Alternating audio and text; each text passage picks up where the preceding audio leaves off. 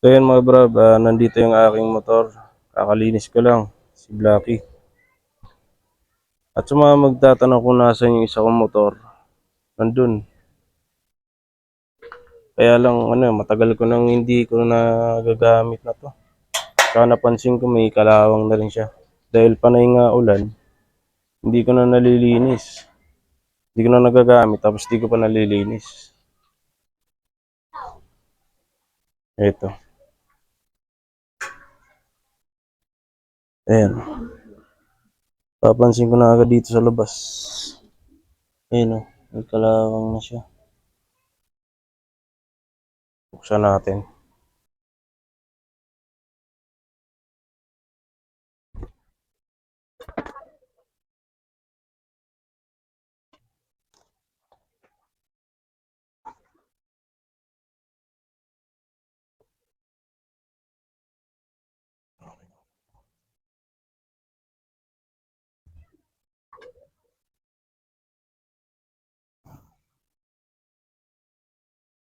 Confirm.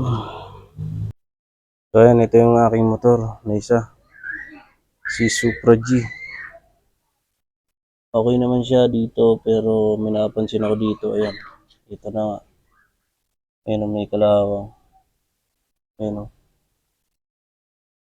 Putik na yan. Kailangan ko na talaga itong linisin. Saka di ko na ito nagagamit. Di man lang napapainit yung makina. Tapos ito, putik na yan. Ayan o, puro kadena. Ay, puro kalawang na yung kadena. Gagi.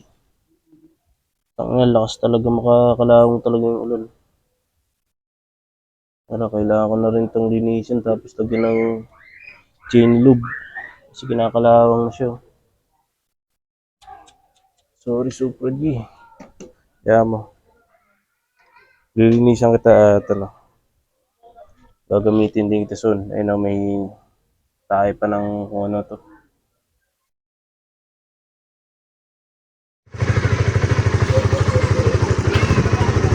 Okay pa naman siya una, medyo nahirapan ako mag-on nito kasi siyempre matagal ko na hindi nagagamit eh. Grabe lang talaga yung kalawang ngayon oh. Tagal na kasi may stock, hindi ko na nagagamit. Ginagamit ko kasi service sa trabaho ito, si Blacky. Kahit wala pang secret. Kailangan ko nang linisin to ngayon. Pupunta ako ngayon sa nilinisan ko kanina dito kay Blacky kanina lang. Ang dami lang kasing naglilinis ngayon kasi huminto yung ulan ngayon eh. Ganda yung panahon niyan kaya nagsisilinisan din sila ngayon. Pero pagpunta ko sana wala na. Tara.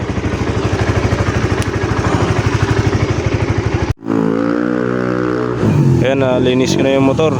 Medyo mabilisan lang kasi tangina nababasa ako eh. Sa mga naglilinis din eh. Ang dami rin kasi talaga naglilinis dito ngayon. Ayan diyan ako naglilinis. So kahit paano nalinisan naman at nawala yung mga dumi.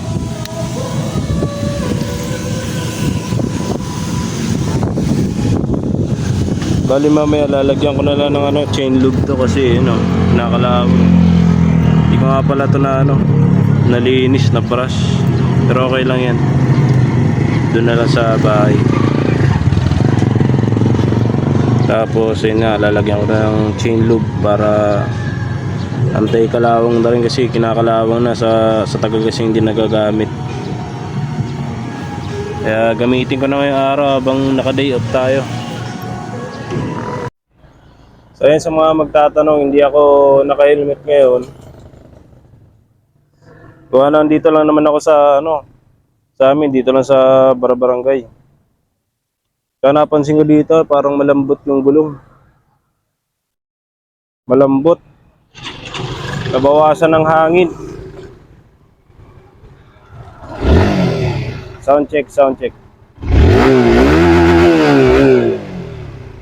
Yun, buo pa naman.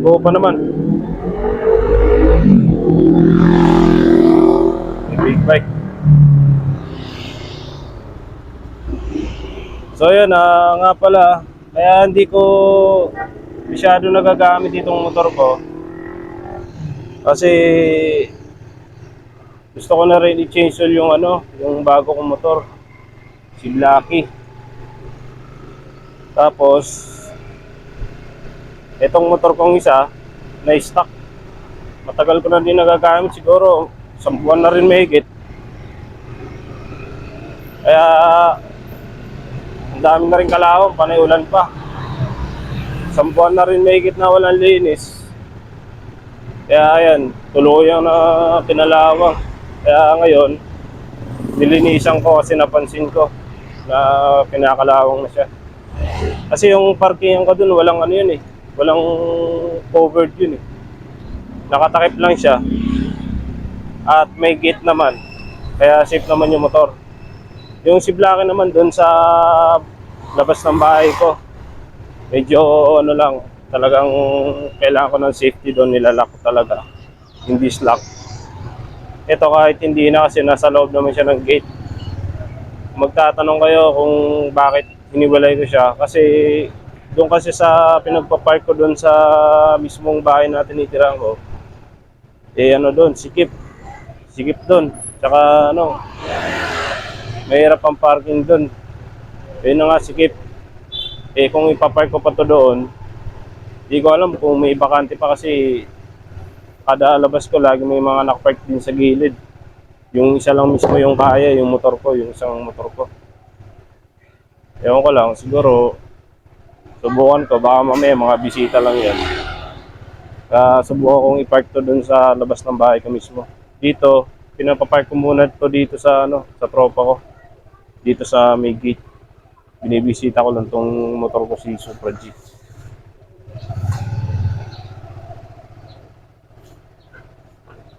Malapit lang naman. Siguro mga 10 minutes, nandito na ulit ako sa bahay ng tropa. So ayan, pauwi na ako. Hindi ko nga pala nalagay yung microphone dito sa cellphone holder ni Blacky kasi magkaiba sila ng brand tsaka design. Itong brand na to, Hot Speed. So iba rin yung design nito. Kaya hindi ko mailagay yung microphone, yung adapter niya. Hindi ko masaksak kasi hindi kaya. Kaya wala tayong microphone ngayon.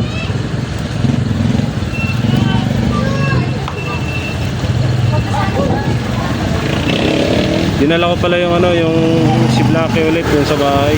Yung isa dun muna ulit sa tropa ko. Wala kasi yung tropa ko eh. Papaalam ko sana. Pwede rin sa chat kaso naisipan ko na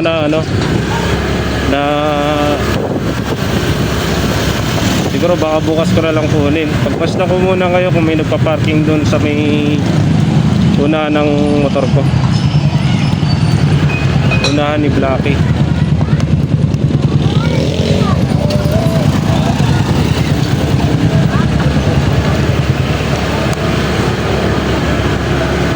So, yun. Bali, ganun na lang muna. Bisita pa rin doon sa sa bahay ng tropa ko para magamit din yung motor at ma-maintenance sa maayos yung isang motor na si Supra G. Kasi kawawa naman, kawawa tuloy. Ganito pala pagka dalawa yung motor, no? Dalawa mo silang aalagaan. Dalawa na yung aalagaan mong motor. Traffic dito ngayon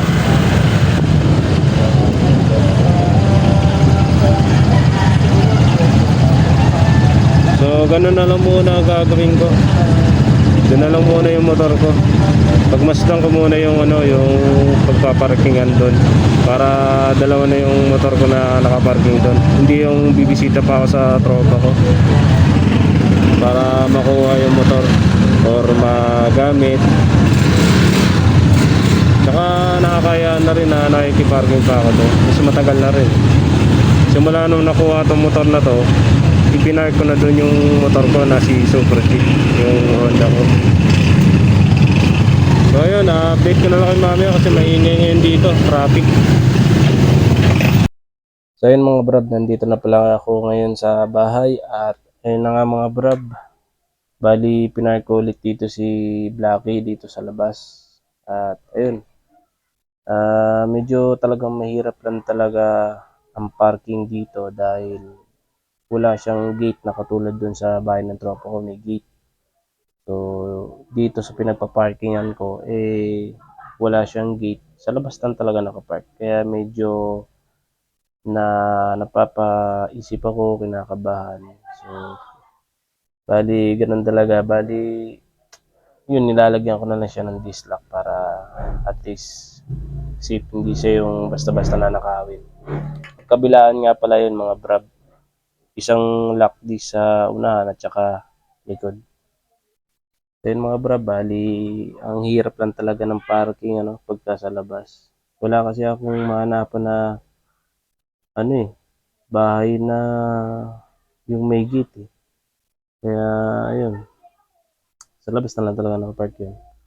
So, ayun na lang mga brab, bali, update ko na lang kayo pagka nakapark na dito si Super G. Para at least pag magbibideo tayo, magkatabi na sila.